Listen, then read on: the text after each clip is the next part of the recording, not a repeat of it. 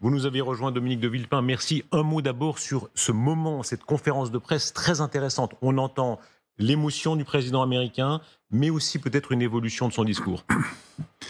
Tout à fait, et on voit bien que le début de libération des otages est en train de modifier quelque peu la donne. La question, c'est de savoir jusqu'à quel point cela introduit une lueur d'espoir, le retour à une certaine forme d'humanité après la douleur, la barbarie, l'horreur des dernières semaines et du 7 octobre.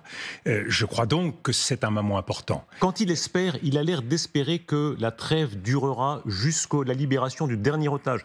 Ce n'est pas ce que disent les Israéliens, qui disent 4 jours et après, normalement, on reprend les combats. Est-ce qu'il y a une première dissension entre les Américains et les Israéliens ? Oui, et depuis maintenant plusieurs jours, on sent que Joe Biden vous regarde et apprécie différemment la situation. Il y a un glissement qui se fait.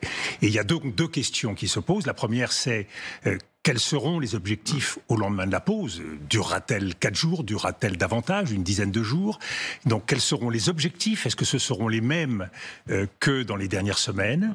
Ça, c'est un premier élément important. Est-ce qu'ils peuvent aller jusqu'au cessez-le-feu? C'est le mot tabou pour l'instant du point de vue des Américains et des Israéliens. Le président de la République, en France, l'a dit, trêve humanitaire qui mènerait à un cessez-le-feu. Est-ce que, selon vous, les Américains peuvent aller si loin? Jusqu'à maintenant, les Israéliens ont répété sur tous les tons qu'ils souhaitaient le retour de la guerre, qu'ils voulaient le retour de la guerre, que la guerre aurait lieu au lendemain de ces libérations d'otages. Effectivement, si un mécanisme s'enclenche et si une perspective s'ouvre, les choses pourraient changer. Mais je pense qu'il est aujourd'hui très optimiste d'imaginer qu'il n'y ait pas de retour de la guerre. La question, c'est: est-ce que nous parlerons de la même guerre?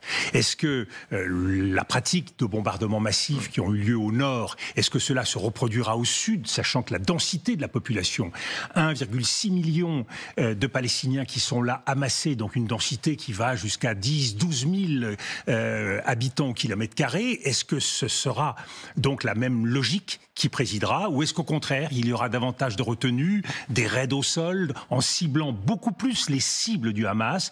Est-ce que l'objectif restera d'éradiquer tout le Hamas, qui paraît extrêmement difficile, voire impossible, ou au contraire de casser les infrastructures et d'éliminer les dirigeants militaires du Hamas? Dominique de Villepin, tout ce que vous entendez, on peut le comprendre rationnellement, on peut le comprendre aussi émotionnellement. Quand on voit ces images, tant mieux pour ces femmes et ces enfants libérés.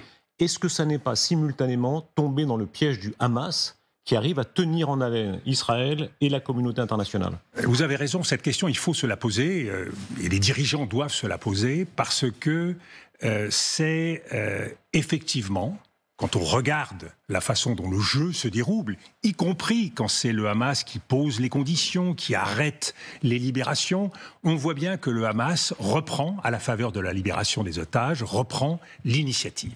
Et là, il faut toujours en revenir à la nature même du Hamas. C'est une organisation terroriste. Et en tant qu'organisation terroriste, elle joue sur 2 éléments essentiels qui lui donnent une force particulière et une cruauté particulière. Le premier élément, c'est la surprise. On a vu le mode opératoire choisi par le Hamas, qui est très différent de tous les modes opératoires utilisés par les terroristes jusque-là. Porter la barbarie jusqu'à des sommets, cibler des vieillards, des enfants, des femmes, ça fait partie de la surprise. Ça a choqué le monde comme des avions dans les tours de Manhattan ont stupéfié le monde. C'est un mode opératoire important. Vous parlez de ce mode opératoire de manière très précise. Est-ce que ça n'amène pas à soutenir la logique israélienne qui est effectivement de tuer tous les islamistes du Hamas? Eux, ils ne parlent pas, comme vous l'avez fait dans de précédentes interviews, de quelques chefs ou d'opérations de commando. Alors, ils disent la question tous, se pose. 30 000. La question se pose. Mais à cette question, nous avons malheureusement déjà la réponse. C'est-à-dire? Nous avons essayé 1 fois, 2 fois, 10 fois d'éradiquer des mouvements terroristes, et la caractéristique même du terrorisme, c'est que cela repousse. On n'écrase pas une idée. Ce serait tellement facile s'il s'agissait d'un combat comme dans la guerre conventionnelle entre États, qui permettait, à coups de bombes et de roquettes, de liquider un mouvement. Est-ce que ça n'est pas du défaitisme? Pardon, alors, 2017, les Occidentaux bombardent Raqqa. C'est l'exemple que j'allais prendre. Et c'est l'exemple. Un certain nombre de chefs du groupe État islamique. C'est l'exemple qu'on peut prendre effectivement, Raqqa, Mossoul, ce qui aujourd'hui nous apparaît comme l'éradication de Daesh. De fait, le groupe État islamique n'est plus ce qu'il était. Oui, Alors, mais l'État islamique s'est transformé. Et malheureusement, le Hamas est l'héritier aujourd'hui de l'État islamique. Ne nous y trompons pas. Le terrorisme, il change de nature, il change d'appellation, mais le mode opératoire devient toujours plus violent, toujours plus radical, et il frappe toujours par un effet de surprise. Et c'est en ça qu'il faut que nous restions, nos pays, mobilisés. Demain, Paris peut être atteint par ce terrorisme. Ce que vous dites, est-ce que ça n'est pas du renoncement, une forme de défaitisme? Pardon. Quand on a un ennemi, on a combattu le bolchevisme pendant des décennies, on ne se disait pas « Ah, désolé, il faut qu'on arrête parce qu'on crée de nouvelles vocations communistes ». En réalité, le combat a continué. Les Américains, par exemple, bien sûr, ont fait de grandes erreurs, mais eux continuent le combat. Ils ne se demandent pas « Ah tiens, est-ce que ça vaut encore la peine de tuer Ben Laden ?» Ils l'ont tué. On voit que les interrogations se multiplient, et surtout on sait que si, à un moment donné, on ne se bat pas aussi sur le terrain politique, dans une conversion du militaire au politique, le militaire ne permet pas tout. Je soutiens avec vous l'idée que... Non, pas ensuite. Le militaire est nécessaire pour essayer de couper les têtes, d'éradiquer ce qui peut être éradiqué. Mais vous n'éradiquerez pas les racines. Vous n'éradiquerez pas l'idée qui, elle, continuera à prospérer de façon parfaitement opportuniste. Mais Dominique Villepin, là, pardon, je me permets de vous interrompre parce que là, vous nous parlez de ce qui arrivera. Tout le monde convient qu'il faudra donner de l'espoir aux Palestiniens. Le président Biden, le premier. 2 États, dit-il, évidemment, mais... Là, dans les prochains jours, la question se pose. Est-ce que oui ou non, vous êtes pour un cessez-le-feu ou pour qu'Israël reprenne ses opérations? Alors, reprenons les choses où nous les avons laissées. On a un Hamas qui, aujourd'hui, revient en position de force. On voit bien, à la libération des prisonniers palestiniens, qu'ils sont aujourd'hui portés, le drapeau vert est partout, c'est plutôt le Hamas qui tire les marrons du feu. Ils exercent un chantage, disons. Oui, mais dans la population palestinienne, le soutien au Hamas progresse, soyons lucides, voire dans un certain nombre de populations arabes. Il faut prendre en compte ce facteur parce que pour arriver à éradiquer le Hamas, il faudrait pouvoir pousser, substituer un mouvement palestinien qui puisse, lui, porter d'autres espoirs. Et c'est là où les Israéliens doivent sortir des griffes du Hamas, bien sûr militairement, mais aussi politiquement. Et c'est là où on a besoin d'un mouvement de substitution, un mouvement politique à pousser qui puisse servir d'interlocuteur à Israël. Mais tout ça est de la théorie. Pour l'instant, il n'est pas là, ce mouvement. Oui, mais il n'existe pas pour l'instant. Pour le moment, Israël n'a pas souhaité porter ce mouvement. Il n'a pas souhaité vous avez raison, il a même joué le pire. Et il a même joué l'inverse. Et donc, on voit bien aujourd'hui qu'on a besoin d'un interlocuteur qui, à défaut, sera le Hamas et restera le Hamas. Donc il est très important d'engager cette initiative politique. Mais il y a plusieurs autres éléments qui sont aujourd'hui... Avançons comme vous dites, pas à pas. Tout ce que vous dites, même si on le prend, d'accord, mais maintenant, c'est-à-dire créer une nouvelle autorité palestinienne, revitalisée, comme dit une fois encore Joe Biden, c'est peut-être dans plusieurs années. On parle ici des prochains jours.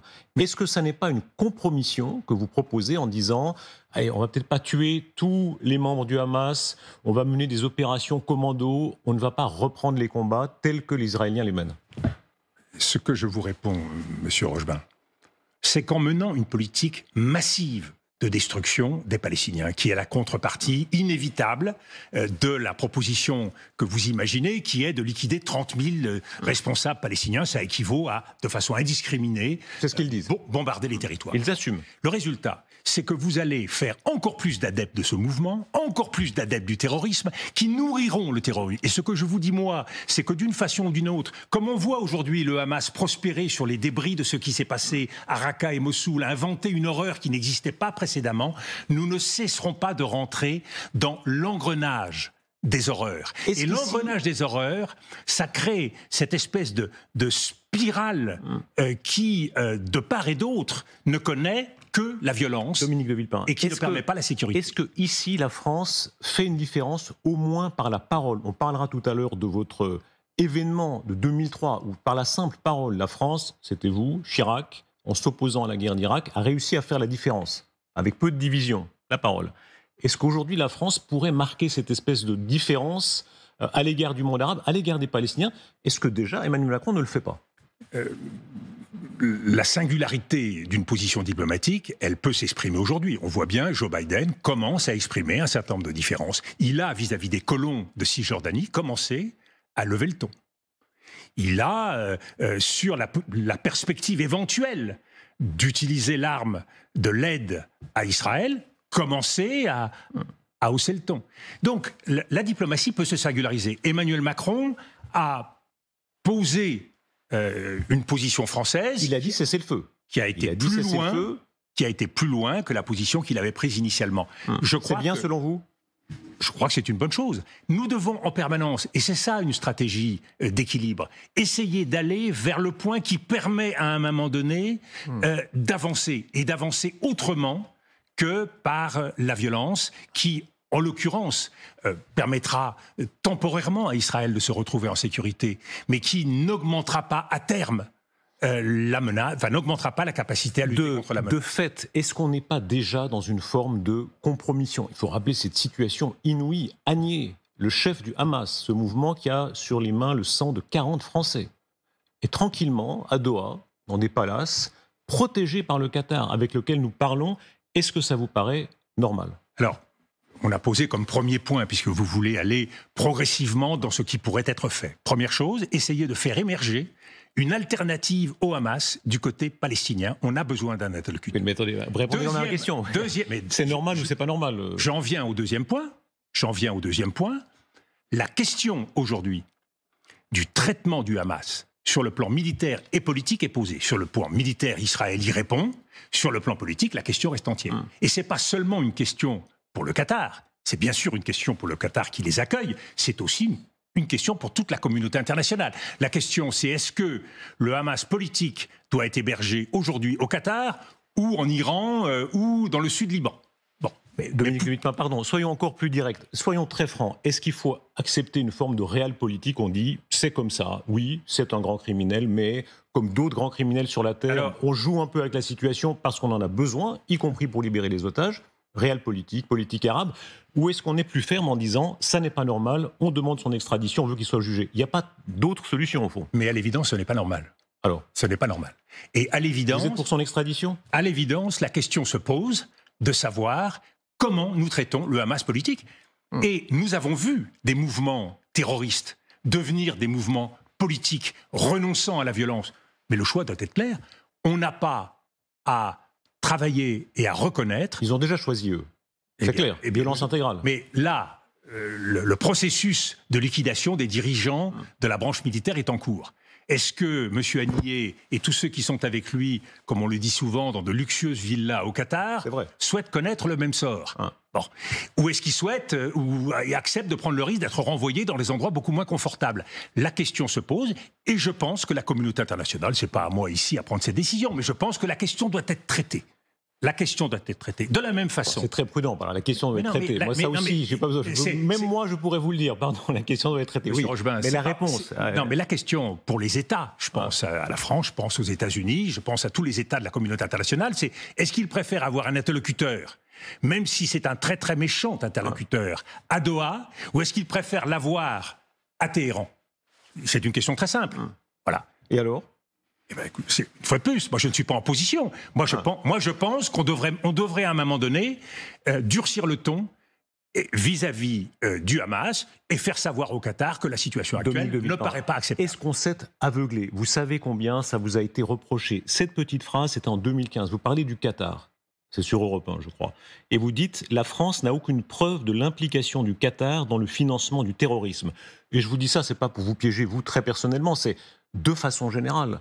Alors que le Qatar arrosait d'argent l'Occident. En 2015, je finis ma question. Oui. Acheter des gens. Oui. Acheter des gens et des situations. Il y a beaucoup de gens comme vous n'étiez pas le seul, disant « Oh, mais non, où est le problème ?» Non, ce n'est pas des gens comme moi, c'est la position du Quai d'Orsay en 2015. La position du Quai d'Orsay, M. Rochebin, je suis ancien diplomate, c'était justement de considérer qu'il n'y avait pas d'éléments probants à cette époque pour. Ce qui est certain... On ne savait pas que le Hamas finançait, que le Qatar finançait le Hamas ? Vraiment ? Distinguons les choses. Le Hamas... le Qatar finance le Hamas à la demande d'un certain nombre de pays qui ne souhaitent pas le faire directement eux-mêmes. À partir du moment où vous enfermez 2,4 millions Palestiniens dans une prison à ciel ouvert, vous avez le choix entre vous en occuper vous-même, responsabilité d'Israël ou de le faire faire par d'autres. Monsieur Benjamin Netanyahou a considéré qu'il était meilleur que ça passe par le Qatar. Ne soyons pas hypocrites, ne soyons pas stupides. Il faut ouvrir les yeux. La responsabilité, elle est celle de ceux qui disent au Qatar, s'il vous plaît, rendez-nous service, faites cela. Est-ce que c'était une faute? Est-ce que votre phrase de l'époque et celle du Quai d'Orsay, puisque vous rappelez que c'était une position, et je le fais aussi plus large, est-ce que c'était une faute? Mais c'est une faute, c'est un défaut d'information en l'occurrence. C'est un défaut d'information. Moi je vous rappelle qu'en 2015... On n'a pas découvert que le Hamas, n'était pas un club de boulistes. Mais il fallait s'adresser, je crois que c'était Laurent Fabius à l'époque qui dirigeait la diplomatie française. En ce qui me concerne, je n'étais pas aux affaires. On ne parle pas en l'air. On peut toujours lancer des anathèmes, lancer des accusations. Un ancien diplomate n'a pas les éléments d'information que peut avoir un ministre en position. Dominique de Villepin, si vous permettez, liquidons la question, parce que Dieu sait si vous avez, et vous l'avez dit, et vous l'exprimez, et si je peux me permettre, vous l'exprimez même un peu physiquement. Vous avez été très attaqué sur le thème lien au Qatar. Vous savez ce que c'est, dès que vous parlez, on dit c'est l'ambassadeur du Qatar. Droit de réponse. C'était sur notre antenne Alain Minc qui s'en prend à vous, très directement, en disant, en substance, moi, je ne vais pas autant au Qatar que va Villepin. Et cette insinuation, vous savez combien elle revient, écoutons-le, et vous lui répondrez directement. Je pense que Dominique de Villepin, proche comme il est du Qatar, devrait modérer l'extrême talent qu'est le sien dans l'énoncé actuel de ses positions. Proche en quel sens du Qatar? Parce que là, vous portez une insinuation, il faut la préciser. Il le sait, il le dit, qu'il est proche du Qatar. Il a dit dans une émission concurrente, si j'ose dire, il a dit qu'il avait reçu un prix littéraire du Qatar. C'est pas dire je suis proche du Qatar. J'ai rien dit d'autre que j'ai dit proche du Qatar. Non, mais ça a un sens, proche du Qatar. Ça veut dire quoi? Non, ça veut rien dire. Il est plus proche du Qatar que moi. Ça, c'est clair. Mais quoi, par des idées, par des intérêts? Non, les intérêts, je ne le dirai pas parce que je ne sais rien. Je ne peux pas le dire. Mais je pense qu'on le voit plus souvent à Doha que moi. Alors, vous voit-on plus souvent à Doha qu'à la main? Je n'ai pas été à Doha, je crois, depuis 7 ou 8 ans, donc c'est absurde. Il va très loin, pardon, quand il dit, là, on comprend bien, il y a une insinuation. C'est tout l'art parisien de dire sans dire, tout en disant. La vérité, et je l'ai dit clairement, comme vous le dites, dans une chaîne concurrente, je n'ai jamais eu de contrat, ni comme cabinet d'avocats, ni comme société de conseil, financier, économique, avec le Qatar. Est-ce que vous avez touché directement ou indirectement de l'argent du Qatar? Et je vous le redis, j'ai eu un prix, et ce prix, je l'ai reversé à des œuvres. Donc la chose, elle est claire, moi je ne peux pas être plus transparent que je ne le suis. Pour être très précis, parce que Dieu sait, je ne suis pas juge d'instruction, mais on voit à quel point sans arrêt ça revient. Mais est-ce que vous avez accepté, non mais finissons là-dessus, puis après, est-ce que vous avez accepté des invitations du Qatar? Mais j'ai accepté les invitations. J'ai été pour l'inauguration d'un grand musée du Qatar parce que je faisais partie du conseil des musées. J'ai accepté un certain nombre de déplacements là-bas. Mais une fois de plus, je n'ai jamais fait de conférence rémunérée au Qatar. Vous savez, non mais Monsieur Rochebin, allez plus loin. Aujourd'hui, à partir d'une déclaration que j'ai faite sur le petit quotidien, certains veulent considérer que parce que j'ai dénoncé la domination financière de groupes aux États-Unis dans ce qui est aujourd'hui la mise en cause d'un certain nombre d'intellectuels, de personnalités. On peut lire la citation. Allez-y. Comme ça, vous pourrez tout à fait répliquer. Vous dites la domination financière. Il est question, juste avant, il y a un reportage sur Suzanne Sarandon, l'actrice, qui a fait une comparaison entre les Juifs et les musulmans, en disant voilà, les Juifs ont peur aux États-Unis, ils voient ce que c'est que d'être musulman. Et vous poursuivez, on voit à quel point la domination, ces agents ont suspendu le raid. On voit à quel point la domination, voilà, on s'interrompt parce qu'on voit en direct l'arrivée, on reviendra à notre discussion, mais l'arrivée des otages en Israël. On rappelle que ce sont 17 otages, en l'occurrence c'est à Rafah que l'événement a lieu et nous le vivons ici en direct. Pardon, c'est un peu décousu, mais c'est le lot de l'information, vous êtes habitué, Monsieur le Premier ministre. Un mot là-dessus, n'est-ce pas? On est au 3e jour de trêve et on voit qu'il y a cette espèce de suspense qui peut durer, mais on ne sait pas combien, parce que théoriquement, c'est chaque jour 10 otages. C'est à peu près le rythme qui est donné. N'est-ce pas? Vous me posez la question, oui. Vous êtes sur les images. Oui, vous pouvez les commenter. Oui, j'ai même pas entendu la question, je regardais les images. L'arrivée des otages, maintenant on est dans ce rythme. un jour de trêve, on est au 3e jour de trêve, et chaque fois 10 otages libérés, ça peut durer en fait assez longtemps. C'est la grande inconnue dans laquelle nous sommes. C'est la règle qui a été posée, qui est d'accepter que si de nouveaux otages sont libérés, cela pourrait durer plus longtemps. Et on ne peut que s'en féliciter pour toutes les familles et toute la population israélienne qui attend ces libérations. C'est le devoir d'humanité qu'on a vis-à-vis de ceux qui ont vécu cette horreur du 7 octobre. On poursuit notre conversation quand effectivement vous déclarez, et je finis donc ma citation, la domination financière sur les médias et sur le monde de l'art et de la musique pèse lourd parce qu'ils ne peuvent pas dire ce qu'ils pensent, tout simplement parce que les contrats s'arrêtent immédiatement. Donc on voit bien que la règle financière qui est imposée aujourd'hui aux États-Unis dans la vie culturelle, elle pèse lourd. Malheureusement, nous le voyons aussi en France. On le voit. De qui parlez-vous ? Mais je parle, vous dites la pression de qui ? D'entreprises culturelles ou d'entreprises médiatiques qui tiennent une partie des leviers qui permettraient normalement une certaine liberté d'expression. Sous la pression de qui ? Vous pensez à la pression de qui ? Mais je pense à la pression qui est faite sur Suzanne Sarandon, sur Bella Hadid, qui sont obligés de renier leurs convictions pour garder le contrat qui est le leur. Une pression sociale liée à une dépendance financière. Vous savez très bien comment une grande partie des gens, Jacques Attali vous a accusé très précisément d'antisémitisme. Permettez-moi d'y répondre. Oui. Tous les chemins mènent à Rome, mais tous les chemins de la critique ne mènent pas à l'antisémitisme. On peut critiquer les États-Unis. Sur votre plateau, il n'y a pas très longtemps, certains s'en sont pris au fait que critiquer les États-Unis, c'était le début de l'antisémitisme. On peut critiquer les États-Unis sans être forcément antisémite. On peut critiquer Israël. On l'a fait sur ce plateau aussi. On peut critiquer le sionisme messianique d'une partie du gouvernement israélien sans être antisémite. On peut soutenir l'idée de justice pour le peuple palestinien sans être antisémite. On peut mettre en cause un système économique, culturel, financier. Que je sache, un ancien président de la République a fait campagne en dénonçant le pouvoir de la finance. Il n'était pas antisémite. C'est très différent de dire la finance en général et de dire, pardon, que si on en vient à être suspendu pour cette déclaration non, mais ne me faites pas dire ce que j'ai pas dit. Je vous fais pas dire. Vous dites la règle financière qui s'est imposée, elle pèse lourd, malheureusement, nous le voyons en France. La règle financière qui fait que quand on pense quelque chose, on est obligé de changer d'avis. Sur Israël. Mais Bella Hadid, qu'est-ce qui s'est passé, Monsieur Rochebin? Il faut regarder les choses de près. Le diable est dans les détails. Et c'est bien cela. Moi, dans le fond, et toutes ces questions que vous me posez, quel est le but? Quel est le but derrière vous et derrière ceux qui préparent ce genre de questionnement? C'est de faire en sorte que je me taise. Non, vous savez très bien que déclarer ça allait provoquer ce genre de réaction. Mais Monsieur Rochebin, je déclare ça sur un reportage culturel aux États-Unis. Bon, d'ailleurs... Soyons très clairs, pardon, allons au bout de la question, parce qu'il faut rappeler, Jean d'Ormesson, par exemple, était allé voir François Mitterrand, dernier entretien, et Mitterrand avait eu cette phrase terrible, il lui avait dit « On voit ici l'influence du lobby juif en France ».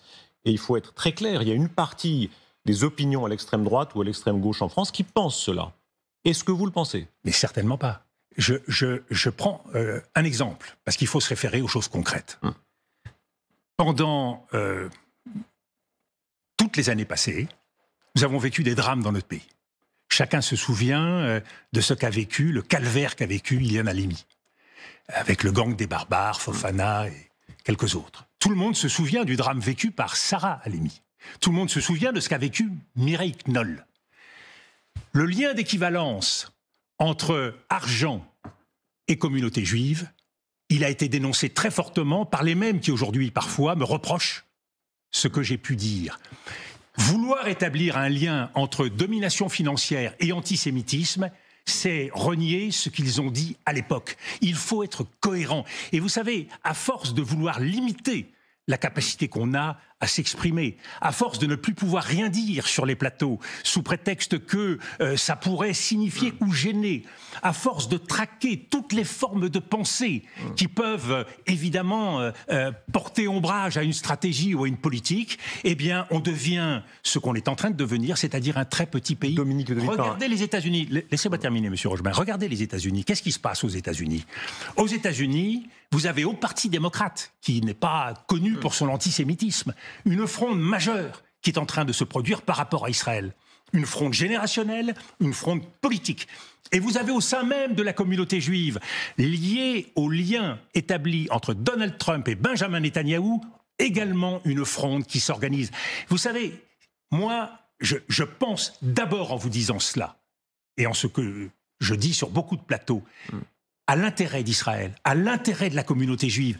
Il faut savoir s'aider soi-même, c'est-à-dire ne pas se mettre dans la situation où on risque d'alimenter des critiques. Donc je crois qu'il faut beaucoup de lucidité, beaucoup d'exigence, un petit peu de courage pour essayer d'affirmer ses convictions. Élargissons au-delà de vous. Est-ce qu'il y a une tradition, non pas antisémite, pesons bien les mots, mais allons, anti-israélienne dans le gaullisme en France? Je me permets de rappeler la citation évidemment du général de Gaulle en 1967, quand il parle de la fondation d'Israël. Il a ce geste étonnant quand on le regarde aujourd'hui. Il dit une condition plus ou moins justifiable. Sous-entendu, la fondation de l'État en 1948, c'est des conditions un peu discutables. Vous savez très bien que vu d'aujourd'hui, c'est vu effectivement comme quelque chose d'antisioniste, voire antisémite. Est-ce qu'il y a une tradition anti-israélienne dans la droite gaulienne en France? Ce que je sais, M. Rochebin, c'est qu'il y a une dérive du gouvernement israélien depuis plusieurs années, qui a été notée en particulier en 2018 avec le vote d'une loi sur l'État-nation juif, qui est en train de changer la nature d'Israël. Et des gens comme moi, qui ont travaillé pour servir les relations entre Israël et la France. Je vous rappelle que j'ai été le premier ministre des Affaires étrangères à essayer de remettre sur la table les relations entre nos deux pays. Israël est en danger selon vous aujourd'hui ? Mais Israël se met en danger quand Israël quitte la vocation d'État démocratique qui est la sienne et rentre dans une logique d'extrémisme, voire parfois de fanatisme, que l'on voit aujourd'hui en Cisjordanie, que l'on voit vis-à-vis de la politique de colonisation et d'occupation, c'est se mettre en danger. Et ce ne pas être antisémite ou mais Dominique de Villepin, pardon, faisons bien le distinguo. Faisons bien le distinguo. On l'a rappelé sur ce plateau, les colonies illégales en Cisjordanie, colonies illégales, avec en plus des colons qui commettent des exactions. Tout cela, ce sont des faits. Mais on ne peut pas sous-estimer le fait que, simultanément, Israël est une démocratie. Et franchement, dans la région, quand vous regardez la carte de la région, répondez à cette énigme-là. Je me laisse finir ma question. On est en 2023. On rappelle, grand courage que vous avez eu en 2003, mais ça fait 20 ans. Aujourd'hui, s'il y a si peu de démocratie dans le monde arabe, ce n'est pas la faute de George Bush, des Israéliens, de Dick Cheney, d'Ali Burton. Il y a quand même autre chose. Qu'est-ce qui fait que cette carte est comme ça, où tout ça, à peu près tout ça, ce sont des régimes autoritaires ? Qu'est-ce qui fait d'abord, dans beaucoup de cas, ce sont des États presque sans peuple. C'est le cas du monarchie du Golfe, notamment. L'Égypte, Turquie, Iran, Irak. On ne peut pas dire que ce soit sans peuple. C'est des grandes nations. Grande histoire. Et deuxième paradoxe, M. Rochebin, nous n'avons pas forcément la même exigence vis-à-vis de ces pays. Nous, les démocraties, puisque là, on ne fait pas les difficiles, si je puis dire, vis-à-vis d'un certain nombre de ces États ou de ces dirigeants. On les soutient à pleine main. Et le pari d'ailleurs d'Israël a été le pari de la normalisation avec les accords d'Abraham pour, sans poser sur la table la question palestinienne, régler cette question. Mais je veux aller donc plus loin. Ils étaient prêts à faire du chemin. Regardez, cette carte. Permettez-moi permettez-moi d'aller plus loin. Mettez-vous à la place d'Israël. Permettez-moi d'aller plus loin, M. Rochebin. On peut me reprocher d'être un esprit critique. On ne peut pas reprocher à certains Israéliens d'être courageux.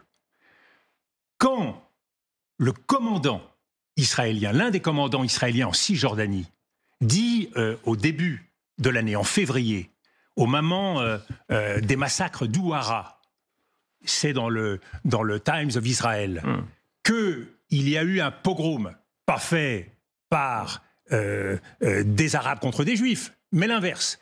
Quand l'ancien commandant des services de renseignement israéliens dit que dans les territoires, je ne dis pas en Israël, il y a une situation de quasi-apartheid, il y a là des voix, mais qu'il faut aussi... Soyons francs, elles sont marginales dans la politique israélienne aujourd'hui, de fait. Mais marginales dans la politique israélienne, mais demandez à tous les juristes, la plupart des grands juristes du monde entier, il y a une logique qui n'est pas aujourd'hui favorable à Israël dans le concert des nations. Dominique de Villepin, si on reste un instant sur cette carte et je finis ma question, est-ce que si on se met à la place des Israéliens, est-ce que franchement ils peuvent penser autre chose que seule la force les défend ? Ça ne sert à rien de faire des concessions à l'Iran, à des régimes comme ça. De toute façon, à la Syrie de Bachar el-Assad, de faire des concessions. En réalité, la plupart de ces nations veulent la destruction d'Israël.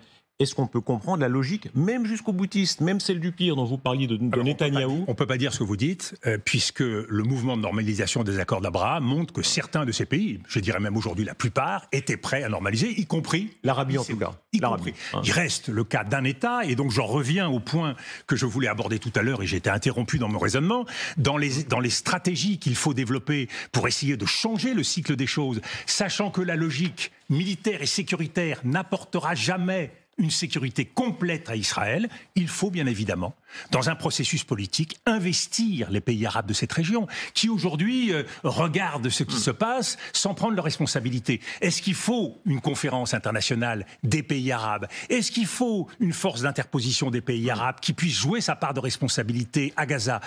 De la même façon, on l'a posé la question tout à l'heure, on ne peut pas accepter la dérive dangereuse de l'Iran dans cette région, qui est la grande gagnante. C'est tout près d'avoir la bombe. Mais, monsieur Rochebas, c'est pas moi, à travers mes positions, qui peut faire oublier deux choses. C'est qu'après l'intervention américaine en 2003, le grand gagnant, c'était l'Iran.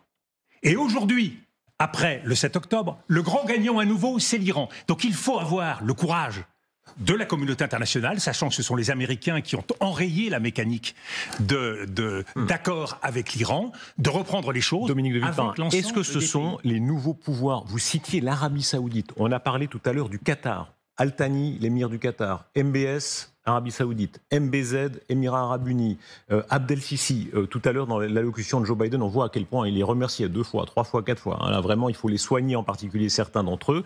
Est-ce que nous avons là, quand on parle du Nouveau Monde, un des centres de pouvoir, en partie à notre détriment? Mais nous avons, dans cette région, à peu près l'exemple de ce qui se passe à l'échelle internationale. Et c'est une autre des raisons pour lesquelles je pense que la logique pure d'intervention militaire n'est pas efficace en ce qui concerne Israël aujourd'hui, c'est qu'il faut prendre en compte, cette évolution du monde, ce rapport de force entre les nations qui fait que les pays occidentaux sont aujourd'hui mis en difficulté par une grande partie de cette communauté internationale, des pays du Sud global, qui ne partagent pas nos idées. Est-ce que c'est le fameux choc, on peut tourner autour du pot sur les définitions et les nuances, mais de fait un choc de civilisation avec ces régimes-là, qui sont fréquentables à certains égards, qui sont utiles à certains égards, mais autoritaires, animés par une idéologie obscurantiste et qui pratiquent chez eux une pratique de la démocratie évidemment très loin de la nôtre. Ça fait partie des risques de fragmentation de la société internationale. Le risque d'opposition entre les autocraties et les démocraties, le risque d'un durcissement des rapports entre l'Occident et le reste du monde qui peut prendre ce qu'on peut appeler une forme de choc des civilisations. Vous prenez cette expression mais de façon très différente de ce que avait en tête Samuel Huntington. La cartographie des civilisations qu'avait Samuel Huntington est complètement dépassée par rapport à la réalité d'aujourd'hui. Mais ce qui est vrai, c'est que le ressentiment vis-à-vis des pays occidentaux, aujourd'hui, dans la plupart des pays du Sud global, et y compris dans d'autres pays comme la Russie ou comme la Chine, est aujourd'hui extrêmement puissant. Et qu'on ne peut pas espérer rechercher notre sécurité seul si on n'est pas capable de travailler avec ces États. Ce qui implique pour nos pays d'être capable de participer à la refondation de l'ordre international. Et de ce point de vue-là, des pays comme la Chine ou la Russie, pays révisionnistes qui veulent revoir l'ordre international, ont évidemment une écoute particulière de la part des pays du Sud global, puisque ça rejoint la préoccupation de ces autres États. Pensez qu'aux Nations Unies, au Conseil de sécurité, l'Afrique n'est pas représentée. Pensez que l'Amérique latine n'est pas représentée. Comment travailler ensemble alors que nous n'avons pas une représentativité du monde? Donc c'est tous ces éléments qu'il faut mettre bout à bout et arrêter de tout voir à travers notre propre expérience. On a commis la même erreur et on commet aujourd'hui la même erreur en Ukraine. En Ukraine, nous avons mené la bataille militaire trop peu, trop tard. Et on le paye aujourd'hui. Surtout trop peu et trop tard. Toujours pas d'avion dans le ciel. Et on le paye aujourd'hui, alors que depuis le départ, il était clair qu'il y avait un calendrier et qu'il fallait essayer de se battre sur la période la plus courte possible. Qu'est-ce que ça révèle, question, est-ce que ça révèle diplomatique internationale? Est-ce que ça révèle que nous avons plus de gueule que de courage, en réalité? Mais on a moins d'expérience, surtout. Il est évident que la bataille diplomatique internationale, elle est essentielle. Dans le cas du Proche-Orient, regardez l'isolement dans lequel se retrouve aujourd'hui Israël sur la scène internationale. Et de la même façon pour l'Ukraine, si l'on veut éviter cet isolement extrêmement dommageable dans la durée, ça implique de convaincre les États, et ça implique que les pays européens, que les États-Unis, et de ce point de vue-là, nous n'avons pas forcément les mêmes intérêts que les États-Unis. Et c'est en cela que j'aspire à une Europe capable de prendre ses responsabilités. Notre président espère la souveraineté européenne, l'autonomie stratégique. En vérité, nous en sommes extrêmement loin. Or, nous sommes dans une année qui va être décisive. Pourquoi ? Nous allons avoir des élections américaines. Nous allons avoir des élections au Royaume-Uni. Nous allons avoir des élections en Russie. Avec un suspense limité, mais elles auront lieu. Mais oui, nous allons avoir des élections à Taïwan. Nous allons avoir des élections en Inde. C'est dire qu'un certain nombre de cartes peuvent se redistribuer et que nous ne pouvons pas ne pas être dans le monde et regarder avec les seules lunettes de nos intérêts ou des intérêts de l'Occident, nous coupe de cette réalité d'un monde qui change. Est-ce qu'il y a une fatalité dans le panorama que vous dressez à ce que l'Occident réduise ? Poutine est toujours là, affaibli à bien des égards, mais il est là. Xi Jinping, si puissant. Le monde arabe, on vient d'en parler, si puissant. Les BRICS, si puissants. Est-ce que de fait, mécaniquement, nous sommes en train de réduire ?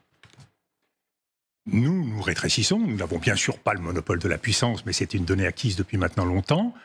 Mais en plus, oui, notre voix est moins écoutée. La voix de l'Europe. De quel poids pèse-t-elle aujourd'hui au Proche-Orient ? Quelle est notre capacité diplomatique à essayer de proposer un certain nombre de pistes et de solutions ? Je crois que oui, c'est un élément de très forte inquiétude. Et pourquoi ? Parce que pour arriver à peser, en tout cas pour un pays comme la France, il y a un triple objectif qui est nécessaire. Il y a une politique d'équilibre, et équilibre, ce n'est pas l'équilibrisme, et ce n'est pas l'équidistance. Une politique d'initiative qui vise en permanence à essayer de faire des propositions et une politique d'indépendance. Et de ce point de vue-là, permettez-moi de le dire très franchement, le retour de la France dans l'organisation intégrée de l'OTAN a nui à la singularité française. C'était une erreur décisive, cela, d'entrer dans le commandement intégré de l'OTAN ? Ce fut un élément de banalisation de la voix de la France, qui s'est traduit par ailleurs, dans la même période, par un alignement assez systématique sur les États-Unis. Je pense qu'il faut être solidaire des États-Unis, et en particulier, comme l'a été le général de Gaulle, comme l'a été Jacques Chirac, dans les grands moments difficiles, mais quand des erreurs sont commises ou en voie d'être commises, il faut savoir marquer sa différence. Dominique de Villepin, est-ce que De Gaulle, dans votre esprit, on invoquait ces mannes tout à l'heure, est toujours vivant ? Le De Gaulle qui va à Moscou en 66, de façon évidemment très proche des Russes, ça lui a été beaucoup reproché. Le débat existe aujourd'hui. Le De Gaulle qui mène une politique arabe, comme on l'a rappelé aussi, est-ce que vous êtes nostalgique de cela ? Le De Gaulle qui, en 64, renoue avec la Chine. Cette capacité à penser le monde, à le connaître, à le comprendre, à anticiper ses évolutions, à en connaître les douleurs, c'est un élément essentiel. Et c'est pour cela qu'il y a toujours eu deux grands principes au cœur de la diplomatie française, la paix et la justice. Et le Moyen-Orient, le Proche-Orient nous rappelle aujourd'hui que dans les années 47-48, il y a une injustice qui a été commise à l'endroit du peuple palestinien. Et certains ont du mal à l'accepter. C'est vrai qu'Israël, après la guerre de 48, s'est autoproclamé à la suite de sa victoire et a créé son État. Mais cet État a d'abord été créé par vote, et c'est un des rares exemples de la communauté internationale, par vote des Nations Unies, la résolution 181. Et à partir de là, nous avons tous, en tant qu'État constitué, une responsabilité vis-à-vis de la situation dans cette région. Est-ce que vous comprenez cependant, je ne pense pas qu'il puisse y avoir de stabilité sans justice rendue aux Palestiniens. Certains Israéliens et certains Palestiniens qui pensent que seule une guerre définitive réglera le problème. C'est une terre pour deux peuples. Nous en sommes à la 5e guerre de Gaza. Est-ce que les choses sont différentes ?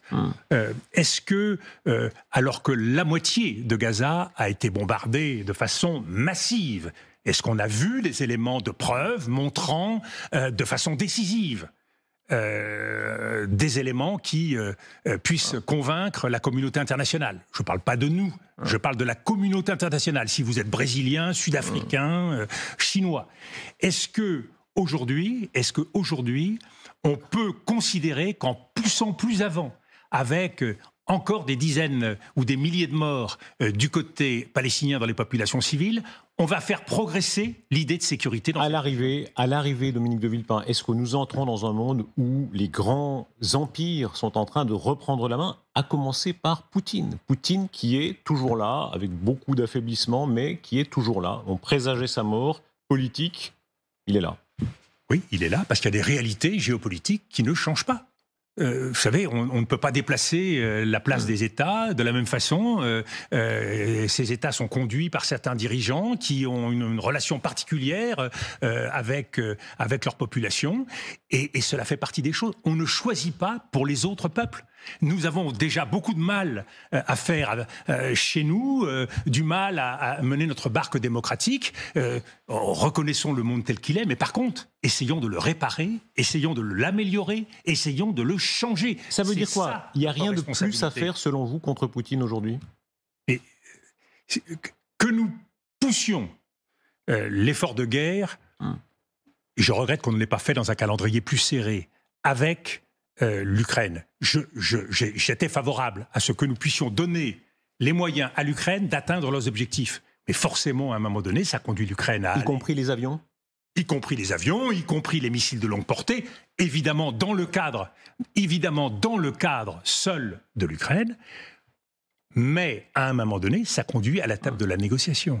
Et la grande question aujourd'hui, c'est de savoir quel coût l'Ukraine est prête à payer et quel coût nous sommes prêts à payer avec les Ukrainiens pour faire durer de façon indéfinie ou pas cette guerre. Ça signifiera parler à Poutine à nouveau ?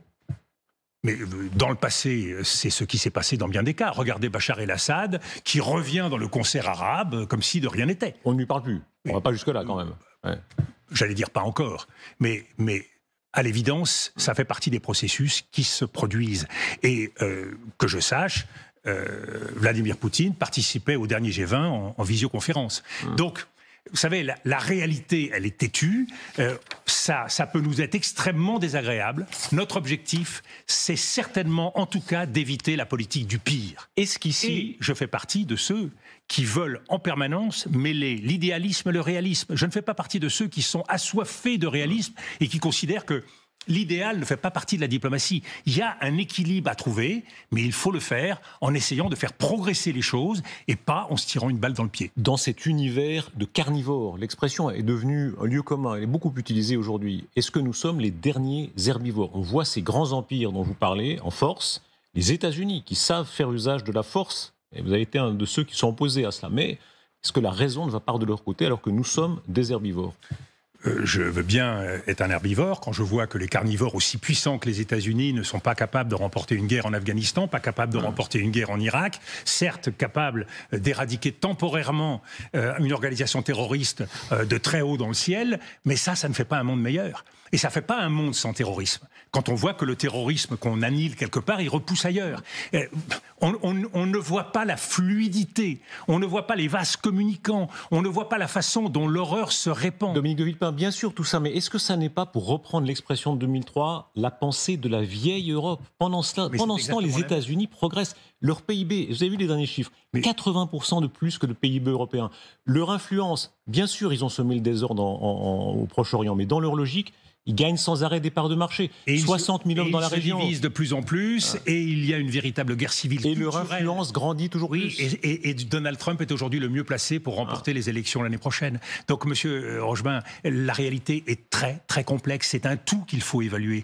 Et c'est sur l'ensemble de ces fronts qu'il faut être capable de se mobiliser. Quand on voit ce qui se passe aux Pays-Bas, quand on voit ce qui se passe en Slovaquie, ne soyons pas aveugles. Et quand vous dites que je mène la guerre d'hier, je prétends au contraire vouloir mener la guerre de demain. Et je crains qu'aujourd'hui, en Israël, ce soit la guerre d'hier qu'on mène.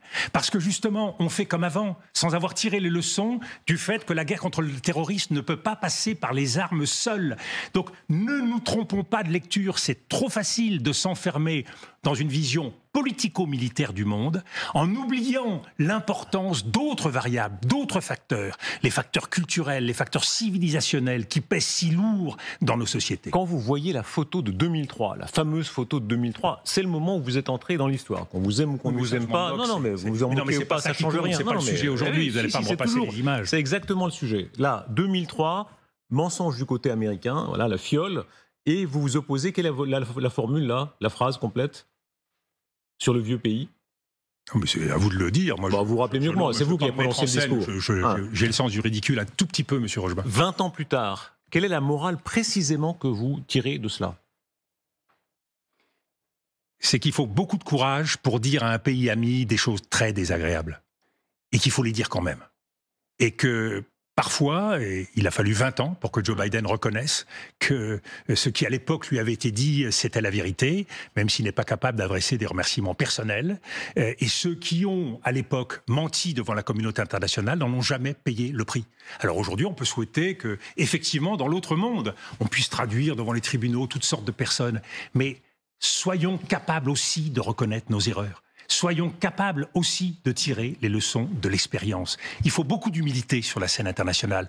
Et une fois de plus, c'est plus facile de faire comme tout le monde, de dire comme tout le monde, d'éviter les sujets qui fâchent. Ça ne fait pas avancer la société internationale.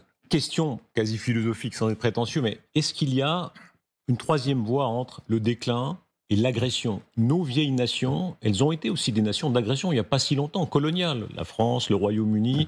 Maintenant, l'Europe ne veut plus faire de guerre d'agression. Votre ami Napoléon, Dieu sait, ça a été des guerres d'agression. Les autres continuent à faire des guerres d'agression. Les États-Unis l'ont fait, soutenus par le peuple, très longtemps. Avec quel succès? Les Russes sont en train de le faire. Est-ce qu'il y a un tiers possible entre le déclin, vous dites vous-même, on se rétrécit, ou l'agression? Mais c'est tout l'enjeu de la construction d'une société internationale. Et c'est pour ça qu'il faut remettre sur la table l'ordre de 45 qui aujourd'hui a fait faillite. Il faut accepter de redistribuer les cartes en prenant en compte la nouvelle hiérarchie des puissances.